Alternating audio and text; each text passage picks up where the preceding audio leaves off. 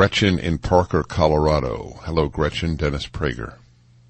Hi, Dennis. This is an honor to speak with you. Thank you for taking my call. Thank you. I could not agree with you more on this subject. Every time you bring it up, I think back to my own childhood. I was raised in the 60s and 70s, and I was what they called a tomboy. I don't know if they still use that phrase, but I was very much a tomboy. I told my parents all the time, I wish I was a boy. I played with boys' toys. I dressed like a boy. I loved sports. I wanted to be a boy for a long time. If I had been born today or 5 years ago, my parents probably would have started a transition for me in becoming a boy. That's right. Sadly.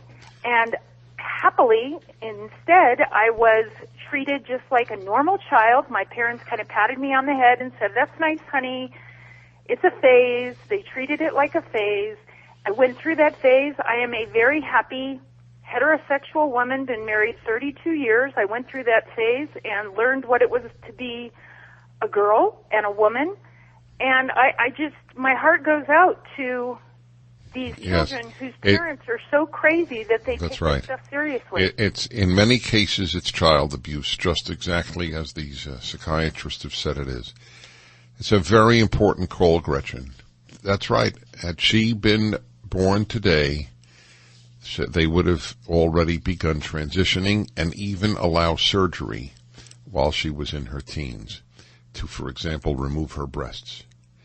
That is how sick we have become.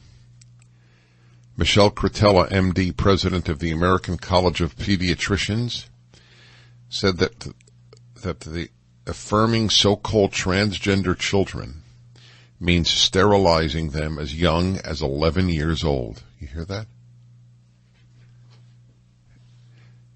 It's the people who do this should be arrested and put away for life. Puberty blockers plus cross-sex hormones causes permanent sterility. And biological girls who, quote, transition, unquote, to male by taking testosterone may have a double mastectomy at age 16. Do you understand what we're doing to kids? Do you understand?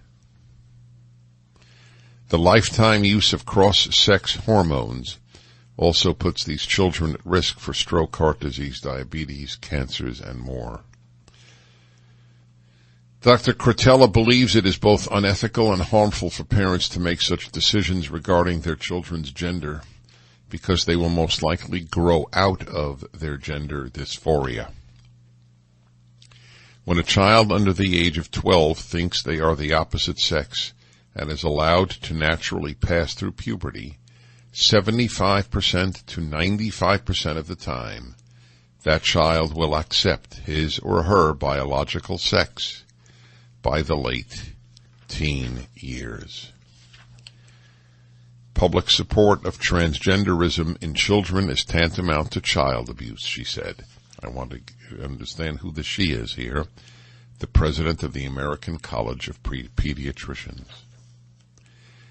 When academic, medical, and other public institutions propagate the lifetime use of toxic hormones and the surgical removal of healthy body parts as health care for children, they are engaged in institutionalized child abuse.